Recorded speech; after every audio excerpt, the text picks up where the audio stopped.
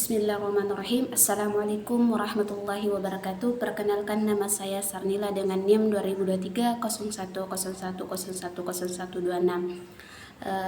Tujuan dari sebelum itu saya menyampaikan tujuan dalam pembuatan video ini untuk memenuhi syarat ujian tengah semester mata kuliah tafsir Tarbawi yang diampu oleh Bapak Syafruddin.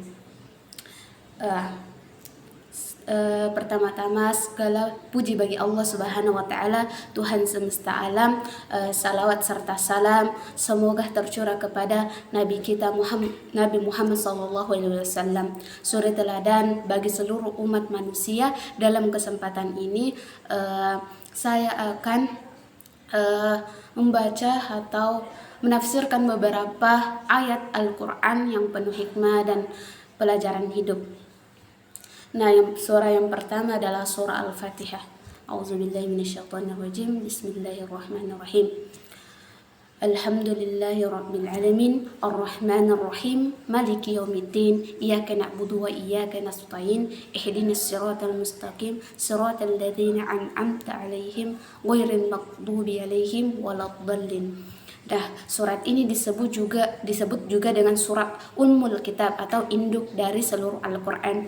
Ketika kita membaca Bismillahirrahmanirrahim, kita mengingat bahwa setiap langkah hidup kita harus dimulai dengan menyebut nama Allah, sumber kasih dan sayang dan rahmat yang tak terbatas.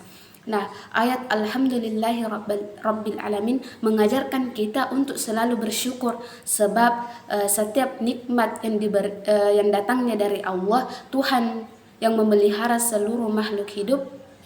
Kemudian iyyaka na'budu wa iyyaka nasta'in, hanya kepadamu kami menyembah dan hanya kepadamu kami memohon pertolongan, menegaskan tauhid kita bahwa manusia lemah tanpa bimbingan Allah. Dan akhirnya kita memohon agar ditunjukkan jalan yang lurus, jalan yang orang-orang yang mendapat nikmat bukan yang dimurkai atau tersesat. Inilah doa yang paling agung, sebuah permohonan agar hidup kita selalu berada di bawah cahaya petunjuknya. Yang kedua, surah Al-Isra dan surah Asy-Syura. Bismillahirrahmanirrahim. Wahfiz lahuma janahaz zulli min rahmati wal qur rabbirhuma kama rabbayani shaghira.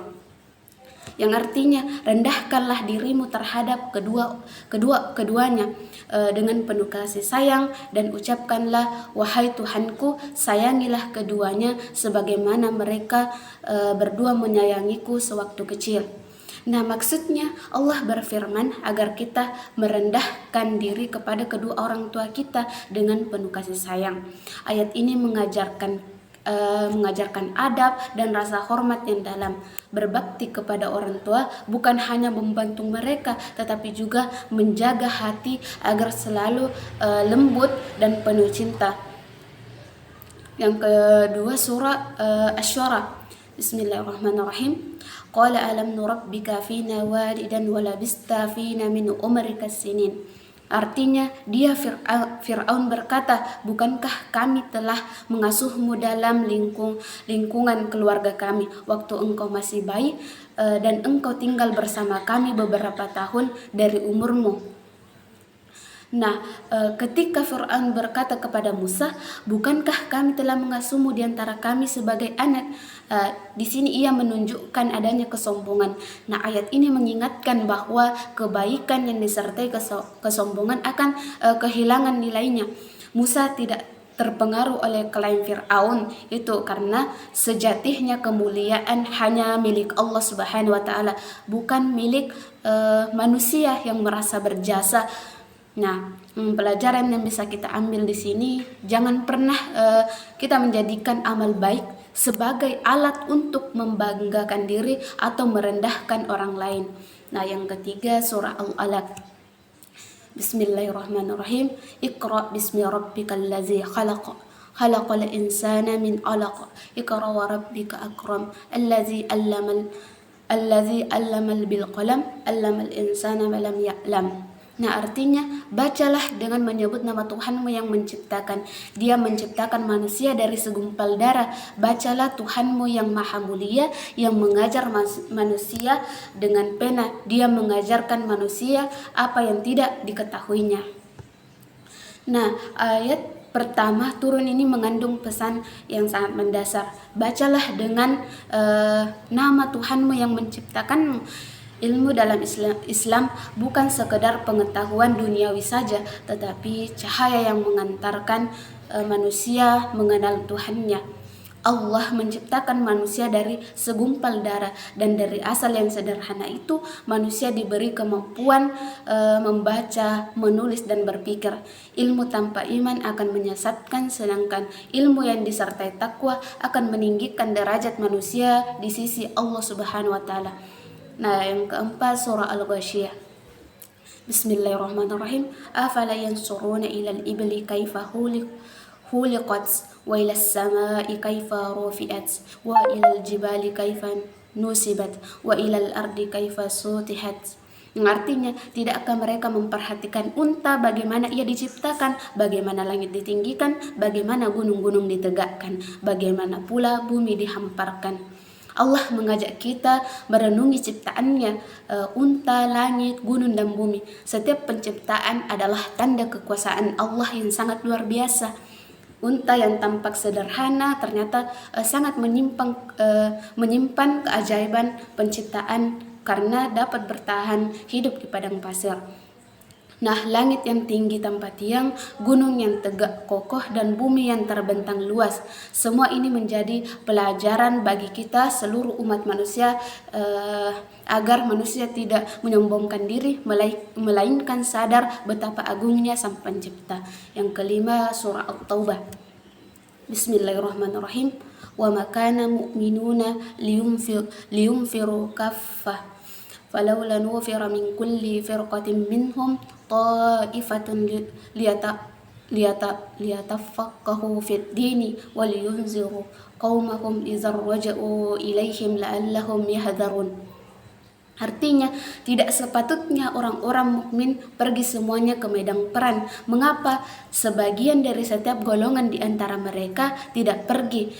Dia tinggal bersama Rasulullah untuk memperdalam ilmu pengetahuan agamanya, agar mereka memberi peringatan kepada kaumnya apabila mereka telah kembali, agar mereka dapat menjaga dirinya. Allah memerintahkan agar tidak semua orang berangkat berperang, sebagaimana hendaknya memperdalam ilmu agama agar dapat mengingatkan yang lain ketika mereka kembali. Ayat ini menegaskan keseimbangan antara jihad fisik dan jihad ilmu. Menuntut ilmu adalah bagian dari perjuangan Islam. Mereka yang belajar agama dan menyebarkan pengetahuan adalah pejuang di jalan Allah, karena dari merekalah umat mendapat bimbingan menuju kebenaran. Yang keenam adalah surah Al-Imran. Bismillahirrahmanirrahim. Hadza bainul linnasi wa hudan wa mau'izatun lil muttaqin wa la tahinu wa la tahzanu wa antum awaluna in kuntum mu'minin. Artinya, inilah Al-Quran, suatu keterangan yang sangat jelas untuk semua manusia, petunjuk dan pelajaran bagi orang-orang yang bertakwa.